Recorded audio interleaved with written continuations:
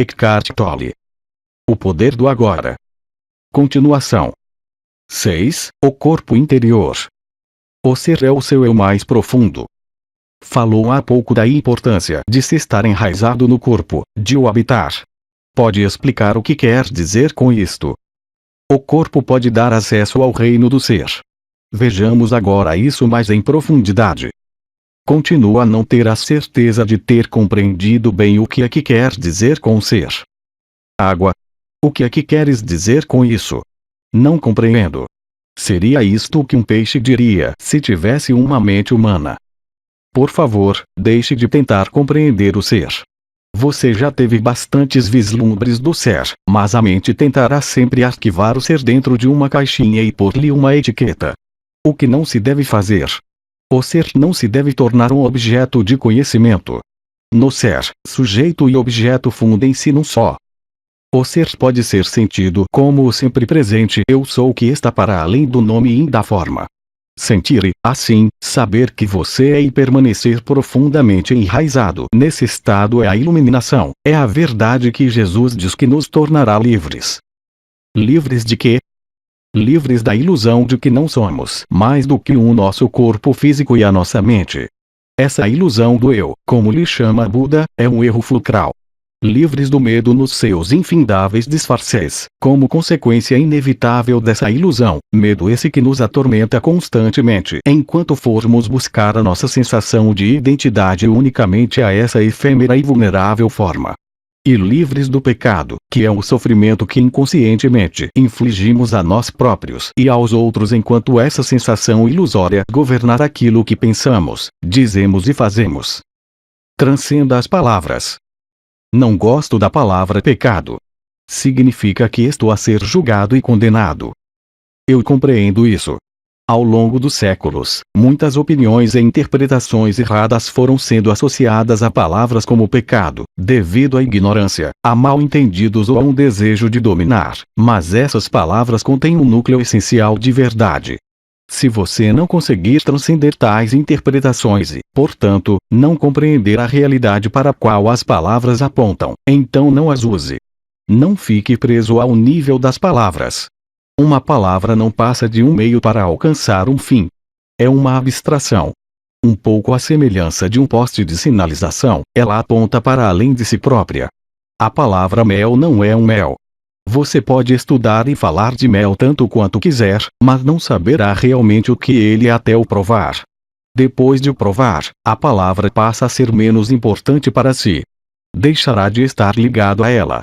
Do mesmo modo, pode falar ou pensar em Deus continuamente, para o resto da sua vida, mas será que isso significa que sabe ou sequer vislumbra a realidade para a qual a palavra aponta?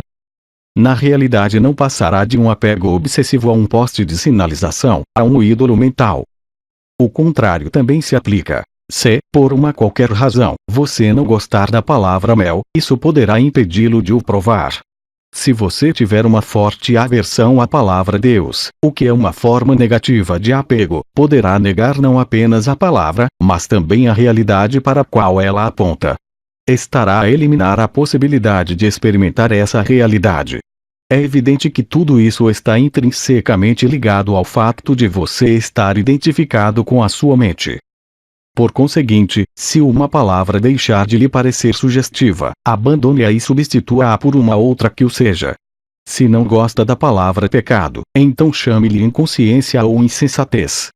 Isso poderá aproximá-lo mais da verdade, da realidade por trás da palavra, do que uma palavra como pecado, que tem muitas conotações negativas, não implicando um sentimento de culpa. Também não gosto dessas palavras. Significam que há alguma coisa de errado comigo. Estou a ser julgado. É claro que há alguma coisa de errado consigo, e você não está a ser julgado. Não é minha intenção ofendi-lo pessoalmente, mas você não pertence à raça humana que matou mais de 100 milhões de membros da sua própria espécie só no século XX? Quer dizer, culpa por cumplicidade. Não é uma questão de culpa. Mas enquanto você for dirigido pela mente egóica, você faz parte da insensatez coletiva. Talvez você não tenha observado atentamente a condição humana no seu estado de dominação pela mente egóica. Abra os olhos e veja o medo, o desespero, a cupidez e a violência que existem por toda a parte. Veja a terrível crueldade e o sofrimento que, numa escala inimaginável, os seres humanos infligiram e continuam a infligir uns aos outros, bem como a outras formas de vida no planeta. Não precisa de condenar. Basta observar. É isso o pecado. É isso a insensatez. É isso a inconsciência. Acima de tudo, não se esqueça de observar a sua própria mente. Procure nela a raiz da insensatez. Descubra a sua realidade invisível e indestrutível. Disse que a identificação com a nossa forma física faz parte da ilusão. Então, como pôde o corpo, a forma física, levá-lo à compreensão do ser? O corpo físico não o aproxima do ser. Mas esse corpo visível e tangível é apenas uma concha exterior, ou seja, uma percepção limitada e distorcida de uma realidade mais profunda. No seu estado natural de ligação com o ser, essa realidade mais profunda pode ser sentida em cada momento como um corpo interior invisível, a presença viva que há dentro de si. Portanto, habitar o corpo é sentir o corpo a partir do interior, sentir a vida do corpo e por aí vir a reconhecer que você é mais do que a sua forma exterior. Mas isso é apenas o começo de uma jornada para dentro de si, que o levará cada vez mais fundo, para um reino de grande quietude e paz, no entanto, de grande poder e de uma vida intensa. Ao princípio, você poderá ter só alguns vislumbres fugazes, mas através deles poderá começar a compreender que você não é apenas um fragmento sem significado num universo estranho, suspenso momentaneamente entre o nascimento e a morte, a quem são permitidos alguns prazeres de curta duração, seguidos de dor e culminando na aniquilação. Por baixo da sua forma exterior, você está ligado a uma coisa tão vasta, tão incomensurável e sagrada que não se pode conceber nem falar dela, e no entanto eu estou a falar dela agora. Estou a falar-lhe dela não para lhe dar alguma coisa em que acreditar, mas para lhe mostrar como a pode conhecer por si próprio. Você estará desligado do ser enquanto a sua mente estiver a ocupar toda a sua atenção. Quando isso acontece, e para a maioria das pessoas acontece constantemente, você não está no seu corpo. A mente absorve toda a sua consciência e transforma-a no objeto da mente. Você não consegue parar de pensar. O pensamento compulsivo tornou-se uma doença coletiva. Toda a sua sensação de identidade deriva então da atividade da mente. A sua identidade, porque deixa de estar enraizada no ser, torna-se uma construção mental vulnerável e cheia de necessidade, que gera um medo como emoção subjacente predominante. A única coisa que é realmente importante, estar ciente do seu eu profundo, da sua realidade invisível e indestrutível, estará então a faltar na sua vida. Para se tornar consciente do ser, você precisa de reivindicar a mente a sua consciência. É uma das tarefas fundamentais na sua jornada espiritual. Libertará enormes quantidades de consciência que estavam presas no pensamento inútil e compulsivo. Uma maneira muito eficaz de fazer isto é simplesmente afastar a sua atenção do pensamento e dirigi-la para o interior do corpo, onde o ser poderá ser sentido diretamente como um campo de energia invisível que dá vida àquilo a que você chama corpo físico.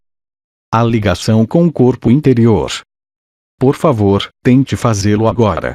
Talvez seja melhor fechar os olhos ao fazer exercício. Mais tarde, quando estar no corpo se tiver tornado natural e fácil, deixará de ser preciso. Dirija a sua atenção para o interior do corpo. Sinta-o por dentro. Está vivo. Há vida nas suas mãos, nos seus braços, nas suas pernas e nos seus pés, no seu abdômen, no seu peito. Consegue sentir o corpo de energia súbito que perpassa todo o seu corpo e dá vida a cada órgão e a cada célula. Consegue senti-lo simultaneamente em todas as partes do corpo, como se fosse um único campo de energia.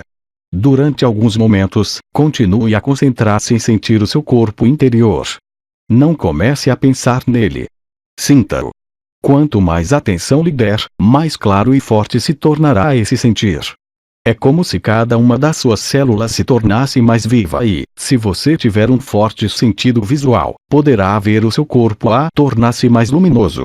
Embora essa imagem o possa ajudar temporariamente, preste mais atenção ao sentir do que a qualquer imagem que possa surgir.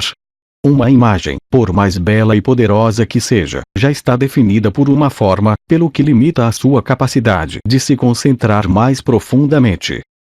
O seu corpo interior não tem forma, nem limites, e é insondável. Pode sempre entrar nele mais profundamente. Se você não conseguir sentir muito nesta fase, preste atenção àquilo que conseguir sentir. Talvez haja apenas um ligeiro formigueiro nas suas mãos ou nos seus pés. De momento, isso basta. Concentre-se simplesmente em sentir. O seu corpo está completamente cheio de vida. Voltaremos a fazer este exercício mais tarde. Agora abra os olhos, mas continue a prestar atenção ao campo de energia do corpo interior, mesmo enquanto olha à sua volta. O corpo interior situa-se entre a sua identidade formal e a sua identidade essencial, a sua verdadeira natureza. Nunca perca o contato com ele. A transformação através do corpo. Por que é que a maior parte das religiões condena ou nega o corpo? Parece que aqueles que buscam a verdade espiritual consideraram sempre o corpo como um obstáculo ou mesmo como um pecado.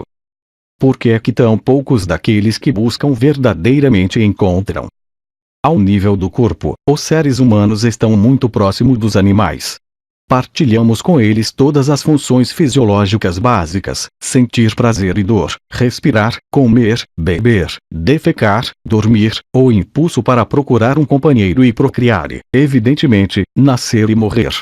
Muito tempo depois de terem caído de um estado de graça e de unicidade para um estado de ilusão, os seres humanos acordaram repentinamente dentro daquilo que lhes parecia ser um corpo animal, e eles acharam isso muito perturbador. Não te iludas. Não passas de um animal.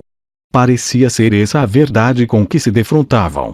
Mas era uma verdade muito perturbadora, intolerável até. Adão e Eva viram que estavam nus e tiveram medo. A recusa inconsciente da sua natureza animal depressa se instalou. A ameaça de que poderiam ser dominados por poderosos impulsos instintivos e voltar de novo a uma inconsciência total era na verdade muito real. A vergonha e os tabus apareceram à volta de determinadas partes do corpo e de funções corporais, especialmente da sexualidade. A luz da sua consciência não era ainda suficientemente forte para eles travarem amizade com a sua natureza animal, para aceitarem e sentirem prazer nesse aspecto de si próprios, quanto mais irem mais longe e encontrarem o divino oculto na sexualidade, a realidade dentro da ilusão. Portanto, fizeram o que tinha de fazer. Começaram a dissociar-se do corpo. Passaram a sentir que tinham e não que eram um corpo. Quando as religiões apareceram, essa dissociação tornou-se ainda mais forte, sob a forma da crença de que nós não somos o nosso corpo. Ao longo dos séculos, inúmeras pessoas, tanto no Oriente como no Ocidente, tentaram encontrar Deus, a salvação ou a iluminação através da rejeição do corpo. O que tomou a forma da recusa dos prazeres sensuais ou da sexualidade em particular, de jejuns e de outras práticas ascéticas. Chegaram a infligir dor ao corpo numa tentativa de o enfraquecerem ou castigarem porque o consideravam pecador. No cristianismo, chamava-se a isso mortificação da carne. Outros tentavam escapar do corpo entrando em estados de transe ou procurando experiências extrasensoriais. Ainda hoje há muitos que o fazem. Disse que o próprio Buda praticou, durante 6 anos, a rejeição do corpo através de jejuns e de formas extremas de ascetismo, mas ele só alcançou a iluminação depois de ter desistido de tais práticas. O fato é que nunca ninguém atingiu a iluminação através da rejeição do corpo, nem da resistência ao corpo, nem de alguma experiência extrasensorial. Embora uma tal experiência possa ser fascinante e possa dar-lhe um vislumbre do estado de libertação da forma material, no final de contas você terá sempre de voltar ao corpo, onde o trabalho essencial de transformação tem lugar. A transformação é através do corpo, não fora dele. É por isso que nunca nenhum mestre aconselhou que se lutasse contra o corpo ou que se o abandonasse, embora os seus seguidores, pelo menos os que se identificavam com a mente, o tenham feito muitas vezes. Dos antigos ensinamentos relacionados com o corpo, só sobrevivem hoje alguns fragmentos, tal como a afirmação de Jesus de que todo o teu corpo ficará cheio de luz, ou então chegam até nós como mitos, como a crença de que Jesus nunca abandonou o seu corpo, mas permaneceu uno com ele e subiu ao céu com ele. Até hoje, quase ninguém compreendeu esses fragmentos ou o significado oculto de certos mitos, e a crença de que nós não somos o corpo prevaleceu universalmente, levando à rejeição do corpo e a tentativas de escapar do corpo. Muitas das pessoas que buscavam a verdade espiritual foram assim impedidas de a encontrar e de alcançar a realização espiritual.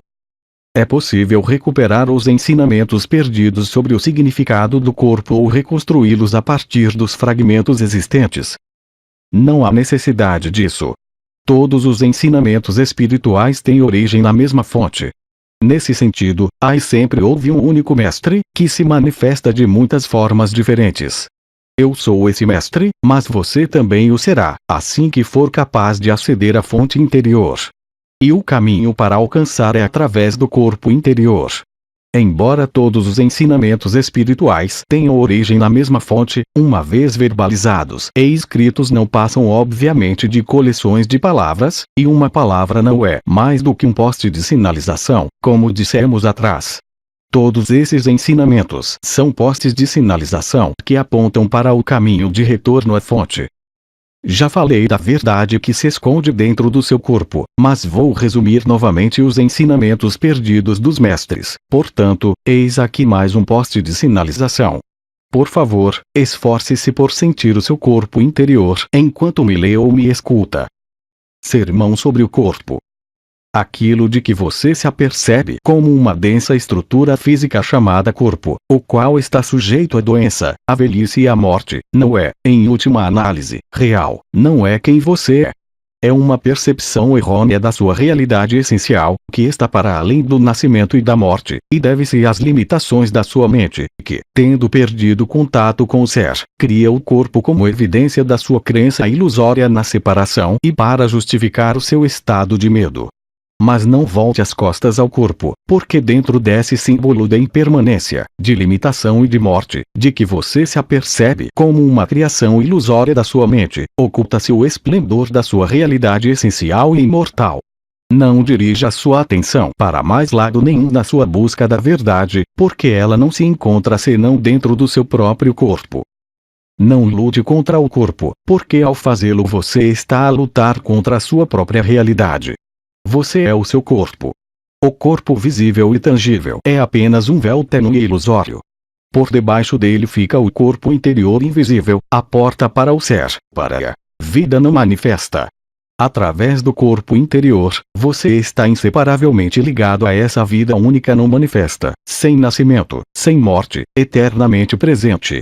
Através do corpo interior, você é uno com Deus para sempre. Ter raízes profundas no interior.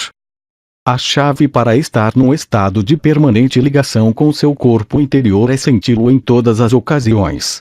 Isso transformará a sua vida acrescentando-lhe uma dimensão mais profunda. Quanto mais consciente você se tornar do corpo interior, mais elevada será a frequência vibratória, muito à semelhança de uma luz que se torna mais brilhante à medida que se roda o rióstato. A esse nível de energia mais elevada, a negatividade deixa de o afetar, você terá tendência para atrair novas circunstâncias que reflitam essa frequência mais elevada. Se concentrar a sua atenção tanto quanto possível no corpo, estará enraizado no agora. Não se perderá no mundo exterior e não se perderá na sua mente. Pensamentos e emoções, medos e desejos, poderão, em certa medida, existir, mas não o dominarão. Por favor, veja onde se encontra a sua atenção neste momento. Você está a escutar-me, ou está a ler estas palavras num livro? É esse o foco da sua atenção. Também está consciente das coisas que o rodeiam, das outras pessoas, etc. Além disso, poderá haver alguma atividade mental provocada por aquilo que você está a ouvir ou a ler, algum comentário mental. No entanto, não é preciso que nenhuma dessas coisas absorva toda a sua atenção. Veja se consegue estar em contato com seu corpo interior ao mesmo tempo. Dirija alguma da sua atenção para o interior de si próprio. Não a deixe fluir toda para o exterior. Sinta o seu corpo a partir do interior, como um campo de energia uno. É quase como se você estivesse a ouvir ou a ler com todo o seu corpo. Faça disso o seu exercício nos dias e semanas que se seguem. Não ofereça toda a sua atenção à mente e ao mundo exterior. Concentre-se naquilo que está a fazer, mas, sempre que possível, sinta o corpo interior ao mesmo tempo. Permaneça enraizado no seu interior. Depois observe como isso altera o seu estado de consciência e a qualidade daquilo que você está a fazer. Sempre que estiver à espera, seja onde for, use esse tempo para sentir o seu corpo interior. Deste modo, os engarrafamentos de trânsito e filas de espera tornam-se muito mais agradáveis. Em vez de você se projetar mentalmente para fora do agora, entre mais profundamente no agora, entrando mais profundamente no corpo. A arte da tomada de consciência do corpo interior virá a ser para si uma nova maneira de viver, no estado de permanente ligação com o ser, e dará à sua vida uma profundidade nunca antes sentida. Será fácil para se estar presente como observador da sua mente quando estiver profundamente enraizado no interior do seu corpo. Aconteça o que acontecer no exterior, nada o poderá voltar a abalar. A menos que você esteja presente, e habitar o seu corpo é sempre um aspecto essencial de estar presente, continuará a ser dirigido pela sua mente. O guião da sua mente, que você aprendeu há já muito tempo atrás, o condicionalismo da sua mente, ditará o seu pensamento e o seu comportamento. Poderá ver-se livre dele por breves intervalos, mas raramente por muito tempo. E isso é particularmente verdade quando alguma coisa corre mal ou há alguma perda ou contrariedade. Nessas circunstâncias, você terá uma reação condicionada involuntária, automática e previsível, alimentada pela única emoção básica subjacente ao estado da consciência identificada com a mente: o medo. Por isso, quando ocorrerem semelhantes desafios, e é inevitável que ocorram, adquira o hábito de se interiorizar imediatamente tanto quanto possível no campo de energia interior do seu corpo. Isso não precisa de levar muito tempo, apenas alguns segundos. Mas tem de o fazer no momento em que o desafio se apresentar. Qualquer atraso permitirá que surja uma reação mental e emocional condicionada que tomará conta de si. Quando você se concentra no seu interior e sente o corpo interior, fica sereno e torna-se imediatamente presente, pois retira-se conscientemente da mente. Se for exigida uma reação a essa situação, ela surgirá desse nível profundo de concentração.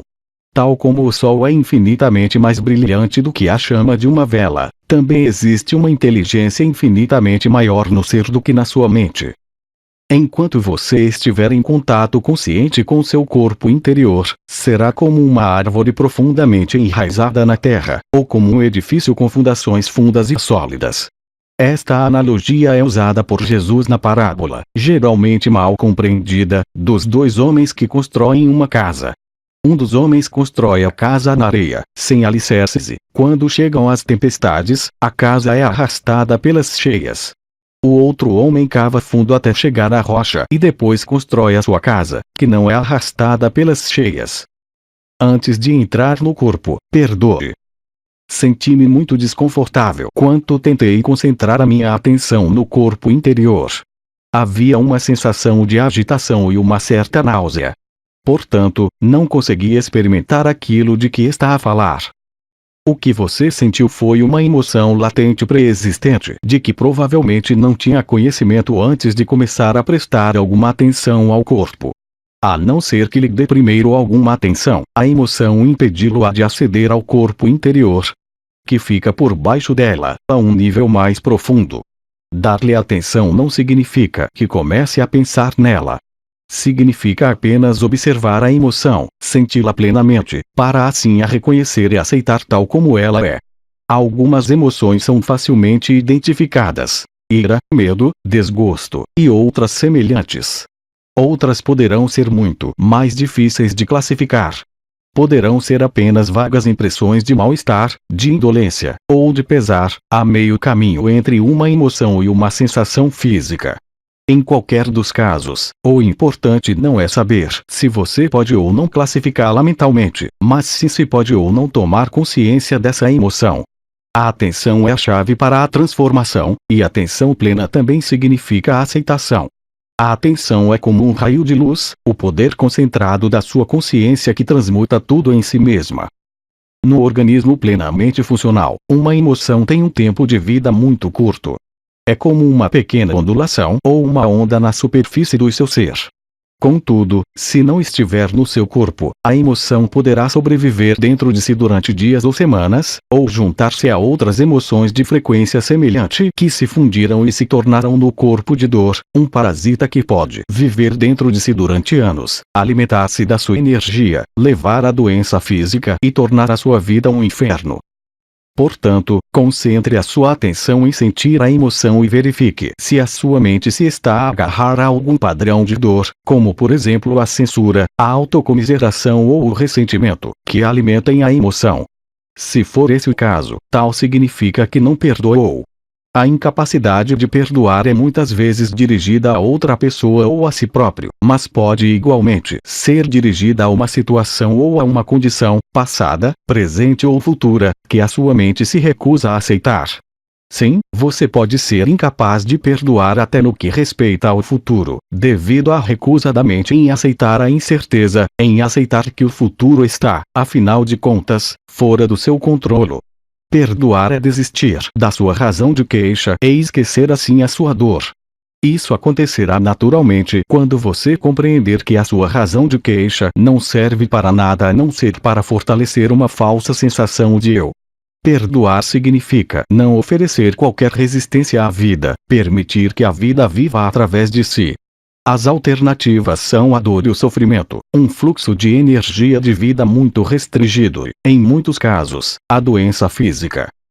No momento em que você perdoar verdadeiramente, terá reivindicado a mente o seu poder. A incapacidade de perdoar faz parte da própria natureza da mente. O falso eu, fabricado pela mente, não pode viver sem luta nem conflitos. A mente não consegue perdoar. Só você consegue.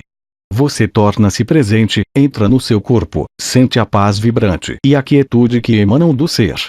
Foi por isso que Jesus disse: antes de entrares no templo, perdoa. O seu elo com o não manifesto.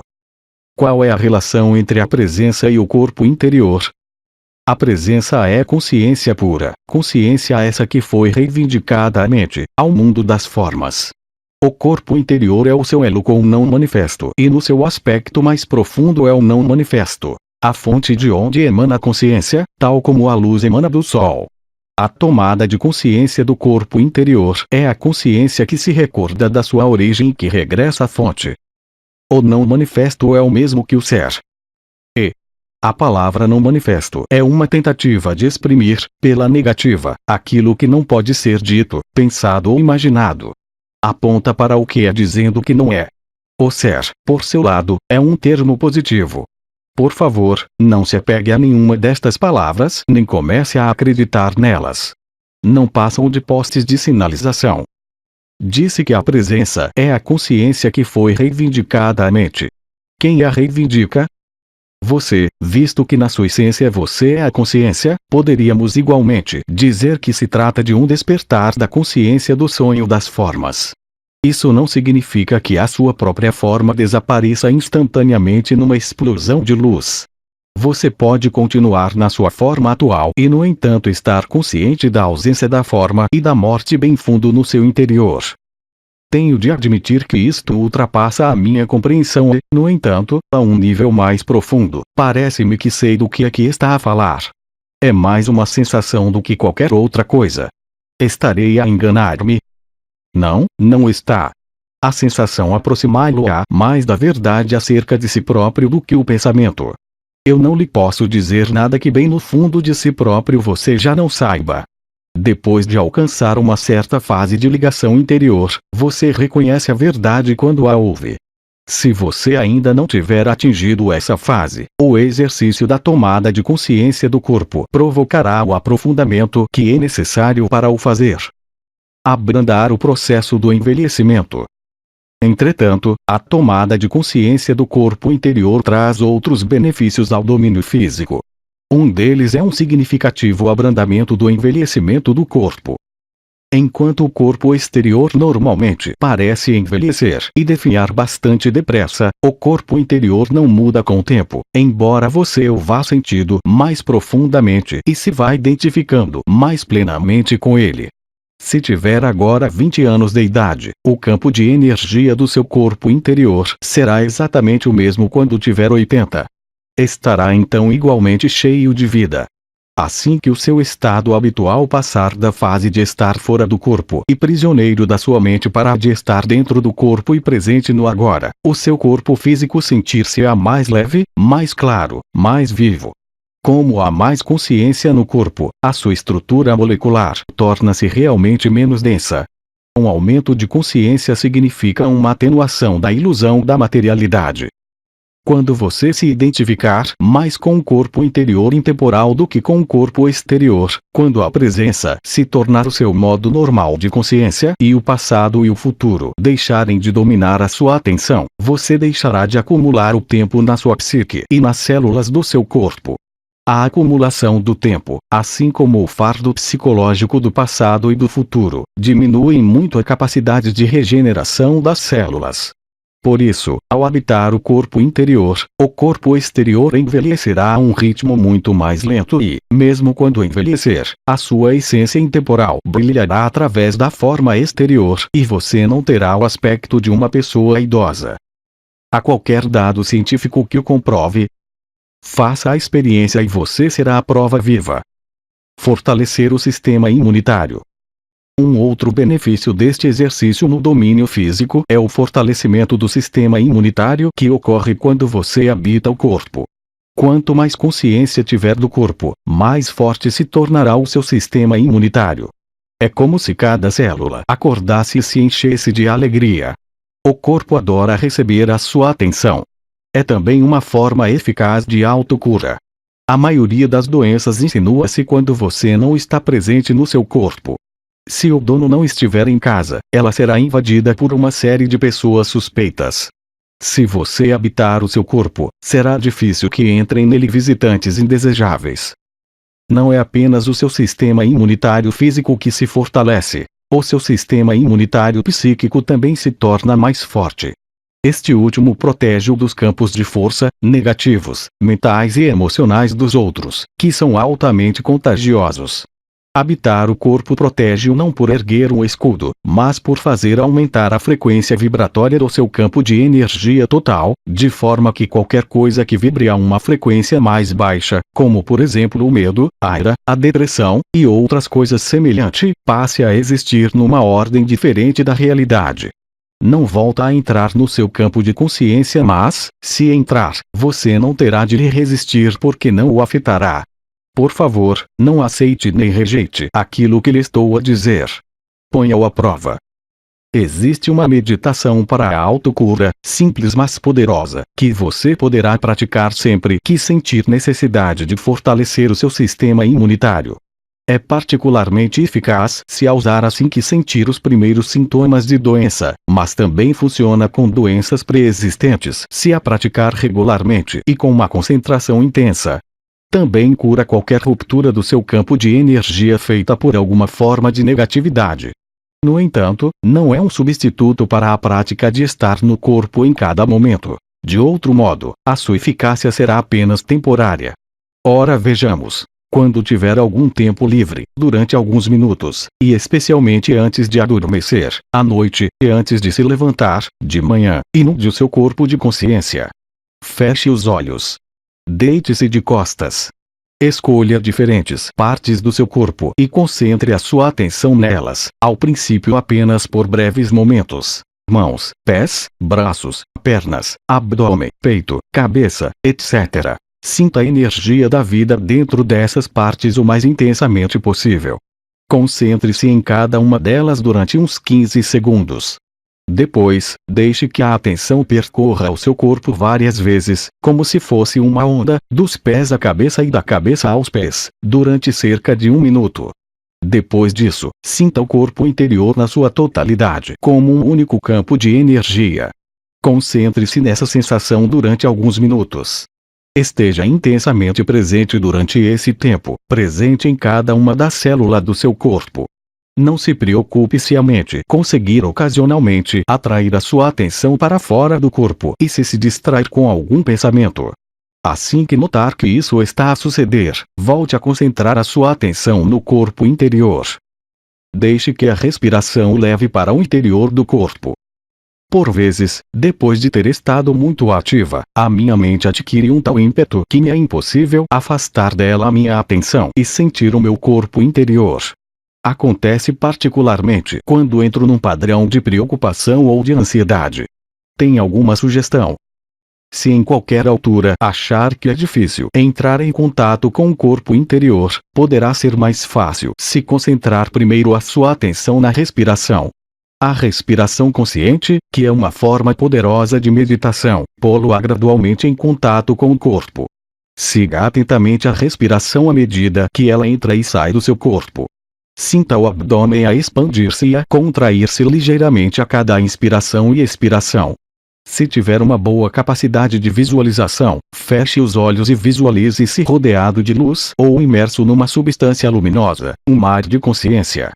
Depois inspire essa luz.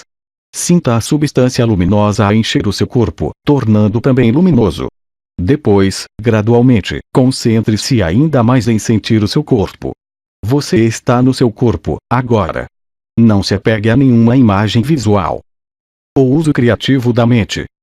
Se precisar de usar a sua mente para um propósito específico, use-a em conjunto com seu corpo interior. Só se você for capaz de estar consciente sem pensamentos é que poderá usar a sua mente de uma forma criativa, e a maneira mais fácil de entrar nesse estado é através do seu corpo. Sempre que for necessária uma resposta, uma solução, ou uma ideia criativa, deixe de pensar por alguns momentos e concentre a sua atenção no seu campo de energia interior. Torne-se consciente da quietude. Quando voltar a pensar, os seus pensamentos serão novos e criativos. Sempre que pensar, habitue-se a alternar, a intervalos de alguns minutos, o pensamento e uma espécie de escuta interior, uma quietude interior. Poderíamos dizer: não pense apenas com a sua cabeça, pense com seu corpo todo. A arte de escutar. Quando ouvir outra pessoa, não escute apenas com a sua mente, escute com seu corpo todo. Sinta o campo de energia do seu corpo interior enquanto ouve. Isso afastará a sua atenção do pensamento e criará um espaço de quietude que lhe permitirá escutar verdadeiramente sem que a sua mente interfira. Estará a dar espaço a outra pessoa, espaço para ser. É a prenda mais valiosa que pode oferecer. A grande maioria das pessoas não sabe ouvir porque a maior parte da sua atenção é ocupada pelo pensar. Presta-se mais atenção ao pensamento do que àquilo que a outra pessoa está a dizer, e não se presta atenção absolutamente nenhuma ao que realmente interessa, o ser da outra pessoa subjacente à palavra e à mente. É evidente que você não pode sentir o ser de alguém exceto através do seu próprio ser. Isto é o princípio da compreensão da unicidade, que é o amor. Ao nível mais profundo do ser, você é uno com tudo o que existe. A maioria dos relacionamentos humanos consiste principalmente em mentes a interagir umas com as outras, e não em seres humanos a comunicar, a entrar em comunhão. Nenhum relacionamento pode desenvolver-se dessa maneira, e é por isso que existem tantos conflitos ao nível dos relacionamentos. Quando é a mente que dirige a sua vida, são inevitáveis os conflitos, as discussões e os problemas. Estar em contato com seu corpo interior cria um espaço livre, de ausência de mente, dentro do qual o relacionamento poderá crescer. 7. Portais para o não manifesto. Entrar profundamente no corpo. Consigo sentir a energia dentro do meu corpo, especialmente nos braços e nas pernas, mas parece-me que não sou capaz de ir mais fundo, como sugeriu atrás. Transforme isso em meditação. Não precisa de levar muito tempo. 10 a 15 minutos de tempo cronológico devem chegar. Primeiro, certifique-se de que não haverá distrações externas, como por exemplo telefones a tocar ou pessoas que o possam interromper. Sente-se numa cadeira, mas não apoie as costas. Mantenha a coluna direita. Isso ajudá-lo a permanecer atento. Pode também escolher a sua posição favorita para a meditação. Certifique-se de que tem o corpo relaxado. Feche os olhos. Inspire profundamente algumas vezes. Sinta a sua respiração a atingir o baixo abdômen, por assim dizer. Observe como ele se expande e se contrai ligeiramente a cada respiração. Depois tome consciência de todo o campo interior de energia do corpo. Não pense nele, sinta-o. Fazendo assim, está a reivindicar à mente a sua consciência. Se achar conveniente, faça a visualização da luz que descrevi atrás. Quando conseguir sentir nitidamente o corpo interior como um único campo de energia, liberte, se possível, qualquer imagem visual e concentre-se exclusivamente em sentir. Se puder, ponha de parte qualquer imagem mental que ainda possa ter do corpo físico. Tudo que resta então é uma sensação abrangente de presença ou de qualidade de ser, e você sente que o seu corpo interior não tem fronteiras. Depois concentre a sua atenção ainda mais profundamente nesse sentir. Torne-se uno com ele. Funda-se no campo de energia, de forma a deixar de haver uma percepção da dualidade do observador e do observado, de si e do seu corpo. Agora, a distinção entre interior e exterior também se desfaz, pelo que deixa de haver corpo interior. Ao entrar profundamente no corpo, você transcende o corpo. Fique nesse reino de puro ser o tempo que quiser, depois tome novamente consciência do corpo físico, da sua respiração e dos seus sentidos físicos e abra os olhos. Olhe à sua volta durante alguns minutos de uma maneira meditativa, isto é, sem classificar nada mentalmente, e continue a sentir o corpo interior enquanto o faz. Ter acesso a esse reino sem forma é verdadeiramente libertador. Liberta-o da escravidão da forma e da identificação com a forma. É a vida no seu estado indiferenciado, anterior à sua fragmentação em multiplicidade. Podemos chamar-lhe um não manifesto, a fonte invisível de todas as coisas, o ser dentro de todos os seres. É um reino de quietude e de paz profundas, mas também de alegria e de intensa vivacidade. Sempre que estiver presente, torna-se de certa maneira transparente a luz, a consciência pura que emana dessa fonte. Também verá que a luz não é separada de quem você é, mas constitui a sua própria essência. A fonte do que? O não manifesto será aquilo que no Oriente se chama aqui, uma espécie de energia da vida universal. Não. O não manifesto é a fonte do que? O que é o campo de energia interior do seu corpo? É a ponte entre o seu exterior e a fonte. Fica a meio caminho entre o manifesto, o mundo da forma, e o não manifesto. O que pode ser comparado a um rio ou a um caudal de energia. Se você se concentrar profundamente no corpo interior, estará a seguir o curso desse rio até a sua fonte. O que é movimento? O não manifesto é quietude. Quando atingir um ponto de quietude absoluta, que apesar disso está cheio de vida, você transcende o corpo interior e o que é a própria fonte, o não manifesto. O que é o elo entre o não manifesto e o universo físico? Se concentrar a sua atenção profundamente no corpo interior, poderá alcançar esse ponto, essa singularidade, onde o mundo se dissolve no não manifesto e o não manifesto assume a forma da corrente de energia do que se transforma então no mundo. Este é o ponto do nascimento e da morte. Quando a sua consciência está voltada para o exterior, surge à mente o mundo. Quando está voltada para o interior, ela descobre a sua própria fonte e volta para casa, para o não manifesto. Depois, quando a sua consciência regressa ao mundo manifesto, volta a assumir a identidade da forma que pôs temporariamente de parte. Você tem um nome, um passado, uma situação de vida, um futuro. Mas, no aspecto essencial, você já não é a mesma pessoa que era antes. Terá vislumbrado uma realidade dentro de si próprio que não é deste mundo, embora não esteja separada dele, tal como não está separada de si. Agora faça o seguinte exercício espiritual. Enquanto se dedica aos seus afazeres diários, não dê atenção ao mundo exterior e à sua mente. Guarde alguma atenção para o seu interior. Já falei acerca disto atrás. Sinta o seu corpo interior mesmo quando estiver ocupado com as suas atividades diárias, especialmente quando estiver em contato com outras pessoas ou com a natureza. Sinta a quietude no seu interior. Deixe o portal aberto.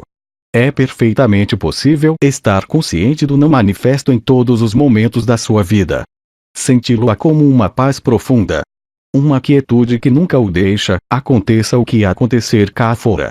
Você torna-se uma ponte entre o não manifesto e o manifesto, entre Deus e o mundo. É a este estado de ligação com a fonte que damos o nome de iluminação. Não fique com a impressão de que o não manifesto está separado do manifesto. Como poderia estar? Ele é a vida dentro de cada forma, a essência profunda de tudo o que existe. Ele impregna o mundo inteiro. Deixe-me explicar. Sono sem sonhos. Você acede ao não manifesto todas as noites, quando entra na fase de um profundo sono sem sonhos. Você funde-se com a fonte. Retira dela a energia vital que o sustém durante algum tempo depois de regressar ao manifesto, ao mundo das formas separadas. Essa energia é muito mais vital do que os alimentos. Nem só de pão vive o homem. Mas no sono sem sonhos, você não entra conscientemente no não manifesto.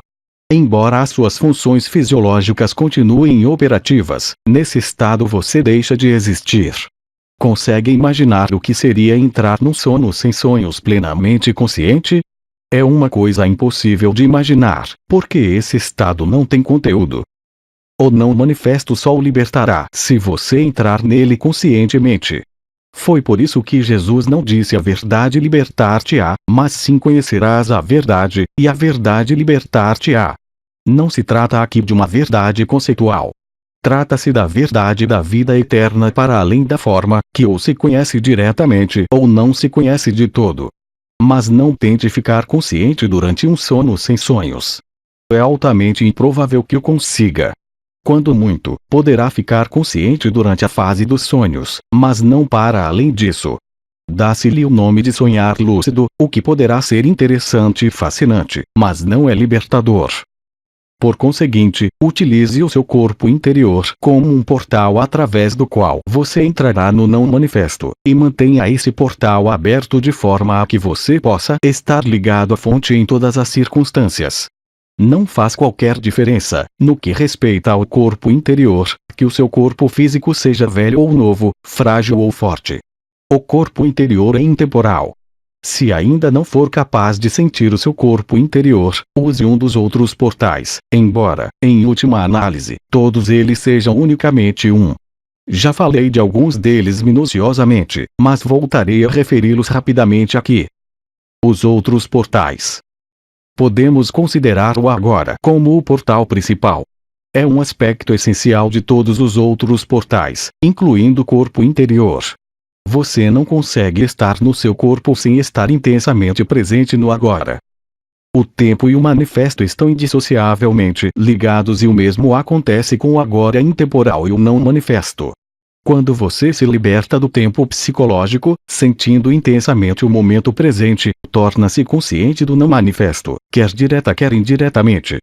Diretamente, sente-o como a irradiação e o poder da sua presença consciente, nenhum conteúdo, unicamente presença. Indiretamente, você sente o não manifesto tanto no reino sensorial como através dele. Por outras palavras, você sente a essência divina em todas as criaturas, em todas as flores, em todas as pedras, e compreende: tudo que é sagrado. É a razão pela qual Jesus, falando inteiramente da sua essência ou identidade de Cristo, diz no Evangelho de Tomé: racha um pedaço de madeira, eu estou lá. Levanta uma pedra, e encontrar-me-ás um lá. Cria-se um outro portal para o não manifesto, cessando de pensar. Poderá começar por uma coisa muito simples, por exemplo, fazer uma respiração consciente ou olhando, no estado de intensa vigilância, para uma flor, por forma a que não haja comentários mentais a fluir ao mesmo tempo. Há muitas maneiras de criar um hiato no caudal incessante do pensamento. A meditação é tudo isso. O pensamento faz parte do reino do manifesto. Uma atividade mental permanente mantê-lo aprisioneiro no mundo da forma. e tornar-se-á um filtro opaco que o impedirá de se tornar consciente do não manifesto, consciente da essência divina, sem forma e intemporal, em si próprio e em todas as coisas e todas as criaturas. Quando você estiver intensamente presente, não precisa de tentar cessar o pensamento, evidentemente, porque então a mente para automaticamente. Foi por isso que eu disse que o agora é um aspecto essencial de todos os outros portais. A rendição, o abandono da resistência mental e emocional ao que é, também se torna um portal para o não manifesto. A razão é simples. A resistência interior isola-o das outras pessoas, de si próprio e do mundo à sua volta. Fortalece o sentimento de separação de que o ego necessita para sobreviver. Quanto mais forte for o sentimento de separação, mais escravo você será do manifesto, do mundo das formas separadas. Quanto mais escravo for do mundo das formas, mais difícil e mais impenetrável se tornará a sua identificação com a forma. O portal fecha-se e você fica isolado da dimensão interior, da dimensão da profundidade. No estado de rendição, a sua identificação com a forma atenua-se e torna-se de certo modo transparente, por assim dizer, de forma que um não manifesto possa brilhar através de si. Cabe-lhe a se abrir na sua vida um portal que lhe dê acesso consciente ao não manifesto. Entre em contato com o campo de energia do corpo interior, esteja intensamente presente, deixe de se identificar com a mente, renda-se ao que é. Todos estes são portais que você pode usar, mas só precisa de usar um. De certo que o amor também poderá ser um desses portais. Não, não pode. Assim que se abre um dos portais, o amor está presente em si como sentimento e compreensão da unicidade. O amor não é um portal, é aquilo que passa para este mundo através do portal. Enquanto você estiver completamente preso na sua identificação com a forma, não poderá haver amor. A sua tarefa não é procurar o amor, mas encontrar um portal através do qual o amor possa entrar. O silêncio. Há outros portais para além dos que acaba de mencionar. Sim. O não manifesto não está separado do manifesto. Ele impregna este mundo, mas está tão bem disfarçado que praticamente ninguém dá por ele. Se souber onde o procurar, encontrá-lo-á por todo lado. Abre-se um portal a cada momento. Está a ouvir um cão a ladrar ao longe. Ou aquele carro que vai a passar. Escute atentamente. Consegue sentir a presença do não manifesto neles? Não consegue. Procure-o no silêncio, de onde saem os sons e para onde os sons voltam. Preste mais atenção ao silêncio do que aos sons. Se prestar atenção ao silêncio exterior, criará silêncio interior. A mente aquieta-se. Abre-se um portal. Cada som tem origem no silêncio, morre no silêncio, e durante a sua breve vida está envolto em silêncio. O silêncio permite que o som seja. É uma parte intrínseca, mas não manifesta de cada som, de cada nota musical, de cada canção, de cada palavra. O não manifesto está presente no mundo como silêncio. É por isso que foi dito que neste mundo nada se parece tanto com Deus como o silêncio. Tudo que você tem a fazer é prestar-lhe atenção. Mesmo durante uma conversa, torne-se consciente dos hiatos entre as palavras, dos curtos intervalos de silêncio entre as frases. Ao fazê-lo, a dimensão da quietude crescerá dentro de si. Não pode prestar atenção ao silêncio sem simultaneamente se aquietar por dentro. Silêncio por fora, quietude por dentro. Você entrou no não manifesto. O espaço. Tal como nenhum som pode existir sem o silêncio, também nenhuma coisa pode existir sem nada, sem o espaço vazio que permite que as coisas existam. Todos os objetos ou corpos físicos vieram do nada, estão rodeados pelo nada e acabarão por voltar ao nada. Mais ainda, até mesmo dentro de cada corpo físico há de longe mais nada do que ser. Dizem os físicos que o estado sólido da matéria é uma ilusão. Mesmo a matéria aparentemente sólida, incluindo o seu corpo físico, é constituída por quase 100% de espaço vazio. Tão vastas são as distâncias entre os átomos quando comparadas com seu tamanho. E mais ainda, até dentro de cada átomo há sobretudo espaço vazio.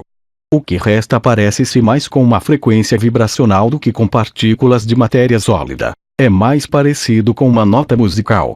Os budistas sabem disso há mais de 2.500 anos. A forma é vazio, o vazio é forma, afirma o Sutra do Coração, um dos antigos textos budistas mais conhecidos. A essência de todas as coisas é o vazio. O não manifesto não está apenas presente neste mundo como silêncio. Impregna igualmente todo o universo físico como espaço, de dentro e de fora. E passa despercebido tão facilmente como o silêncio. Toda a gente presta atenção às coisas no espaço, mas quem presta atenção ao espaço propriamente dito? Parece estar a querer dizer que o vazio ou nada não é pura e simplesmente coisa nenhuma, que há nele uma qualidade misteriosa. O que é esse nada? Não pode fazer essa pergunta. A sua mente está a tentar transformar o nada numa coisa. No momento em que o transforma em alguma coisa, deixa de se aperceber dele. O nada, o espaço, é a aparência do não manifesto como fenômeno exteriorizado no mundo tal como o apreendemos através dos sentidos. É praticamente tudo o que se pode dizer sobre ele, e mesmo isso é uma espécie de paradoxo. Não pode ser objeto de conhecimento. Você não se pode licenciar em nada. Quando os cientistas estudam o espaço, geralmente transformam-no em alguma coisa e, assim, nunca compreendem a sua essência. Portanto, não admira que a teoria mais recente seja a de que o espaço não está vazio, que está cheio com alguma substância.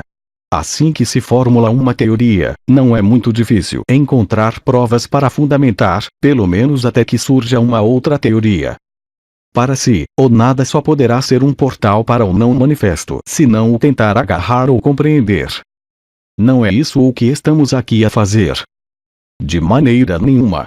Estou a dar-lhe indicações para lhe mostrar como pode trazer a dimensão do não manifesto para a sua vida. Não estamos a tentar compreendê-lo. Não há nada a compreender. O espaço não tem existência. Existir significa literalmente sobressair. Você não pode compreender o espaço porque ele não sobressai. Embora ele não tenha existência em si próprio, permite que tudo o mais exista. O silêncio também não tem existência, e o não manifesto também não. Portanto, o que acontece se você afastar a sua atenção dos objetos no espaço e se tornar consciente do próprio espaço? O que é a essência desta sala? Os móveis, os quadros e tudo o resto estão na sala, mas não são a sala. O chão, as paredes e o teto definem os limites da sala, mas também não são a sala. Então o que é a essência da sala?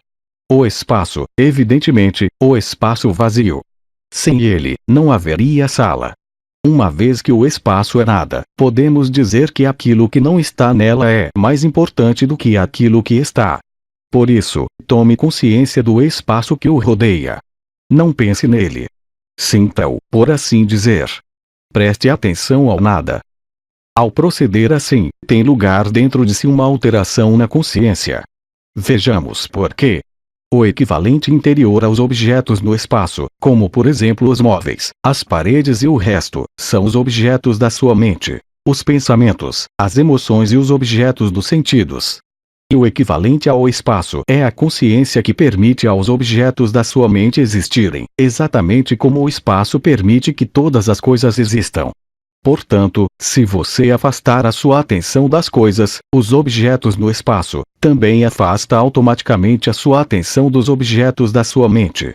Por outras palavras, você não pode pensar e estar consciente do espaço, ou, aliás, do silêncio, em simultâneo. Ao tomar consciência do espaço vazio que o rodeia, você também toma consciência simultaneamente do espaço da ausência de mente, da consciência pura, o não manifesto. É assim que a contemplação do espaço se pode tomar um portal para si. O espaço e o silêncio são dois aspectos de uma mesma coisa. São uma exteriorização do espaço e do silêncio interiores, que é a quietude, o útero infinitamente criativo de toda a existência. Muitos dos seres humanos estão completamente inconscientes de tal dimensão. Para eles, não há espaço interior, não há quietude. Estão desequilibrados. Por outras palavras, eles conhecem o mundo ou pensam que o conhecem, mas não conhecem Deus.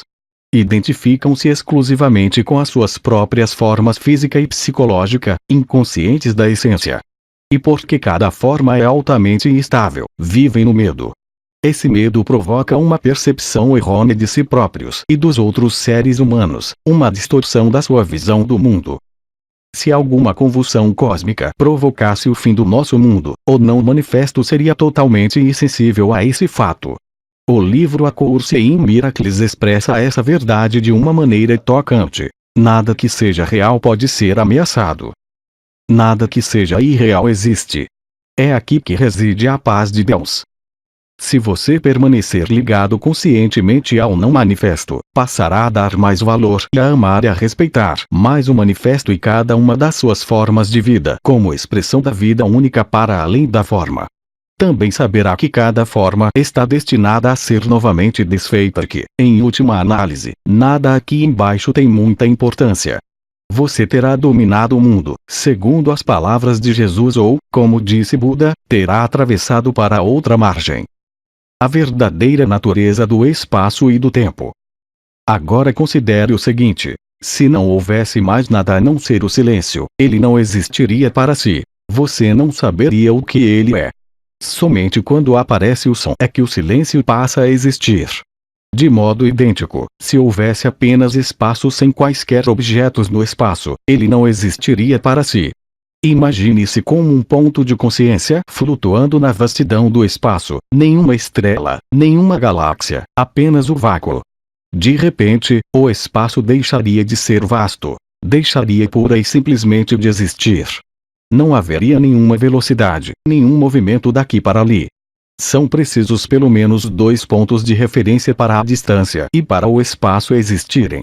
O espaço passa a existir no momento em que o 1 se torna 2 e quando o 2 se torna nas 10.000 coisas, como Lao Tse a chama ao mundo manifesto. Então o espaço torna-se cada vez mais vasto. Portanto, o mundo e o espaço surgem ao mesmo tempo. Nada existiria sem espaço e, no entanto, o espaço nada é. Antes de o universo ter surgido, antes do Big Bang se preferir, não havia um vasto espaço vazio à espera de ser preenchido. Havia apenas um não manifesto, o 1. Quando 1 se tornou nas 10.000 coisas, foi como se de repente o espaço permitisse a existência da multiplicidade. De onde veio o espaço? Terá sido criado por Deus para alojar o universo? É claro que não. O espaço é coisa nenhuma, portanto nunca foi criado. Saia à rua numa noite límpida e olhe para o céu. As milhares de estrelas que consegue ver a olho nu não passam de uma ínfima fração de tudo o que existe nele. 1.000 milhões de galáxias já podem ser detectadas por meio dos mais poderosos telescópios. Cada galáxia é um universo-ilha, contendo milhares de milhões de estrelas. E, no entanto, o que é ainda mais assombroso é a infinidade do próprio espaço, a profundidade e a quietude que permite que toda essa magnificência seja. Nada é mais assombroso e majestoso do que a vastidão e a quietude inconcebível do espaço e, no entanto, o que é ele? Vacuidade, uma vasta vacuidade. O que nos aparece como espaço no nosso universo percebido através da mente e dos sentidos é o próprio não manifesto exteriorizado. É o corpo de Deus. E o maior milagre é este. Essa quietude e vastidão que permitem ao universo ser não estão apenas lá fora no espaço, estão também dentro de si. Quando você se encontra absoluta e totalmente presente, descobre-o sob a forma do sereno espaço interior da ausência da mente. Dentro de si, o espaço é vasto em profundidade, não em extensão. A extensão espacial é afinal de contas uma percepção errônea da profundidade infinita, um atributo da realidade transcendental única. Segundo Einstein, o espaço e o tempo não estão separados. Na verdade não compreendo muito bem, mas penso que ele quererá dizer que o tempo é a 4ª dimensão do espaço. Chama-lhe ele o contínuo espaço-temporal. Sim. Aquilo que você apreende exteriormente como espaço e tempo é, em última análise, uma ilusão, mas contém em si um núcleo de verdade. São os 2 atributos essenciais de Deus, a infinidade e a eternidade, percebidos como se tivessem uma existência externa, fora de si. Dentro de si, tanto o espaço como o tempo têm um equivalente interior que lhe revela a sua verdadeira natureza ao manifestar a natureza dele. Enquanto que o espaço é o reino infinitamente profundo e sereno da ausência da mente, o equivalente interior do tempo é a presença, a consciência do agora eterno. Lembre-se de que não há distinção entre eles. Quando você se apercebe no seu interior do espaço e do tempo como sendo não manifesto, ausência da mente e presença, o espaço e o tempo exteriores continuam a existir para si, mas tornam-se muito menos importantes. O mundo também continua a existir para si, mas deixa de prender. Daí que o objetivo final do mundo resida não no próprio mundo, mas numa transcendência do mundo. Tal como você não estaria consciente do espaço se não houvesse objetos no espaço, também o mundo é necessário para se compreender o não manifesto. Talvez já tenha ouvido o ditado budista: se não houvesse ilusão, não haveria iluminação. É através do mundo, em última análise, através de si que o não manifesto se conhece a si próprio. Você está aqui para permitir que o objetivo divino do universo se revele. Compreende agora como você é importante. A morte consciente. Para além do sono sem sonhos, a que já me referi, existe um outro portal consciente para o não manifesto. Abre-se por breves instantes no momento da morte física. Mesmo que, durante a sua vida, você tenha perdido todas as outras oportunidades para a realização espiritual, este último portal ser-lhe-á aberto imediatamente a seguir a morte do corpo. Existem inúmeros relatos de pessoas que receberam uma impressão visual desse portal como uma luz radiosa e depois regressaram daquilo que é geralmente conhecido como experiência de quase morte. Muitas dessas pessoas também falam de uma sensação de serenidade estântica e paz profunda. Em O Livro Tibetano dos Mortos, esta sensação é descrita como o luminoso resplendor da luz sem cor da vacuidade, que diz ser o teu verdadeiro eu. Esse portal abre-se apenas por um momento muito breve, a menos que você tenha encontrado a dimensão do não manifesto durante a sua vida. É provável que também não se aperceba dele nesse momento. A maioria das pessoas transporta consigo demasiada resistência, demasiado medo, demasiado apego às experiências sensoriais, demasiada identificação com o mundo manifesto. Portanto, quando veem esse portal, afastam-se dele, aterrorizadas, e depois perdem consciência. Grande parte daquilo que acontece a seguir é involuntário e automático. E acabará por haver um outro ciclo de nascimentos e de mortes. As pessoas a quem isto sucede não têm uma presença suficientemente forte para atingirem a imortalidade consciente. Portanto, passar por esse portal não significa aniquilação. Como acontece com todos os outros portais, a sua natureza verdadeira e radiosa permanecerá, mas a sua personalidade não. De qualquer forma, tudo que é real ou tem verdadeiro valor na sua personalidade é uma manifestação da sua verdadeira natureza. Isso nunca se perde. Nunca se perde nada que tenha valor, que seja real. A aproximação da morte e a morte em si, a dissolução da forma física, são sempre oportunidades para a realização espiritual. Oportunidades, que na maior parte das vezes, são desperdiçadas, pois vivemos numa cultura que é quase totalmente ignorante a respeito da morte, como também é quase totalmente ignorante a respeito de tudo o que é verdadeiramente importante. Cada portal é um portal da morte, a morte do falso eu. Ao passar por ele, você deixará de basear a sua identidade na sua forma psicológica, obra da mente. Compreenderá então que a morte é uma ilusão, exatamente como a sua identificação com a forma era uma ilusão. O fim da ilusão, a morte é apenas isso. Só é dolorosa se você se agarrar à ilusão. 8. Relacionamentos iluminados. Entre no agora a partir de onde quer que se encontre. Sempre pensei que só se consegue atingir a verdadeira iluminação num relacionamento de amor entre um homem e uma mulher. Não é isso o que nos torna novamente completos. Como nos poderíamos sentir realizados antes de tal acontecer? Isso é verdade na sua experiência? Aconteceu consigo? Ainda não, mas não me parece que haja outra hipótese. Eu sei que isso vai acontecer. Por outras palavras, você está à espera que um acontecimento no tempo salve. Não é isso o erro principal de que temos estado a falar. A salvação não está em mais lado nenhum no tempo e no espaço. Está aqui e agora. Que significa essa afirmação? A salvação está aqui e agora. Não estou a compreender. Eu nem sequer sei o que significa salvação. Muitas pessoas correm atrás dos prazeres físicos ou das mais variadas formas de satisfação psicológica, porque julgam que isso lhes trará a felicidade ou as livrará de um sentimento de medo ou de carência. A felicidade poderá ser vista como uma sensação acentuada de se estar vivo, alcançada através do prazer físico, ou como uma sensação mais segura e mais completa de identidade, alcançada através de alguma forma de satisfação psicológica. Trata-se da busca de salvação de um estado de insatisfação ou de insuficiência. Invariavelmente, toda e qualquer satisfação que obtenham será de curta duração, pelo que a condição de satisfação ou realização é geralmente projetada, uma vez mais, para um ponto imaginário longe do aqui e agora. Quando eu obtiver isto ou estiver livre daquilo, então estarei bem.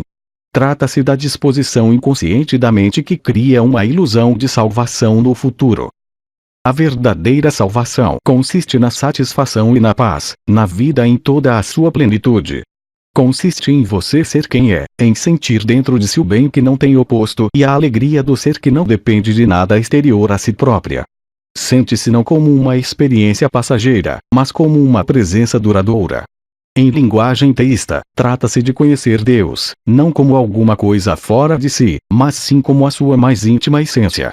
A verdadeira salvação consiste em você se reconhecer como parte inseparável da vida única, intemporal e sem forma, da qual tudo que existe obtém o ser.